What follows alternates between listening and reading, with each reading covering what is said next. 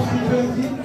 আজকে আমাদের এখানে এটা আমাদের ধানের শেষের আমাদের এই ভোট আমরা যারা ভোটার সেই সুযোগটা পাই, সেই সুযোগটা আমরা এই মুহূর্তে এখন বক্তব্য রাখবেন সম্রাট তারেক জিয়ার মা পরপর তিনভাবে নির্মস্তরের নির্বালা ভাবতে চাই না। আমরা মসজিদে যাতায়াত করার জন্য অনুরোধ করছি।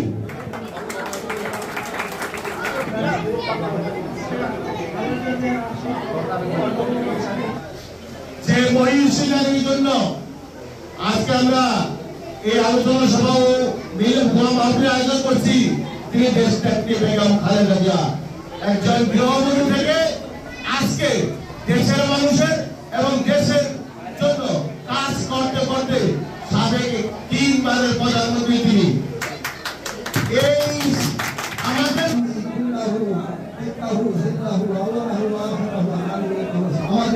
আমাদের এলাকার নেতা পদপ্রার্থী আমার শ্রদ্ধা ভজন আলহামদুলিল্লাহ।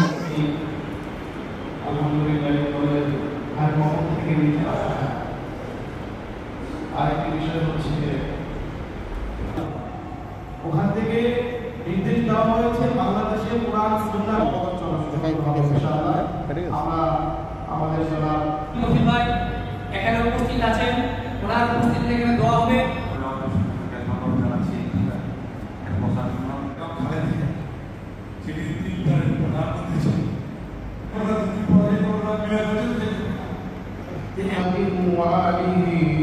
وأصحابه أجمعين ربنا وهب لنا من لدنك رحمة كما ربياني صغيرا كما ربياني صغيرا لله رب العالمين نسألك موجبات رحمتك من كل من والسلامة من كل ضيقة إلا قضيته ولا قريبا إلا أن لا إله إلا الله وأن محمدا عبده وأصحابه وبارك وسلم.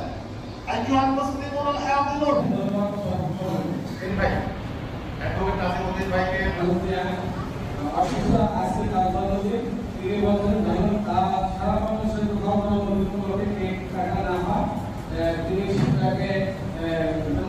সুন্নতের পর আপনারা তো বড় খেলা নিয়ে আমাদের মাতৃভূমি বাংলাদেশের 3 বারের প্রধানমন্ত্রী অসুস্থ অবস্থায় চিকিৎসাধীন রয়েছে, মাফ করে দেয় আমাদের সকলকে আপনি হেদায়েত নসিব করে দেন, গুনাহগুলো মাফ করে দেন। রব্বুল আলামিন দ্বীনের উপর অবিচল অটল থাকার তৌফিক দিয়ে দেন। ইন্তেকাল করে অন্ধকার কবরে শায়িত রব্বুল আলামিন সকলকে মাফ করে দেন, সকলকে সুস্থতার সাথে নেক হায়াত করে দেন, আহার উপর হিসেবে কবুল করে নেন।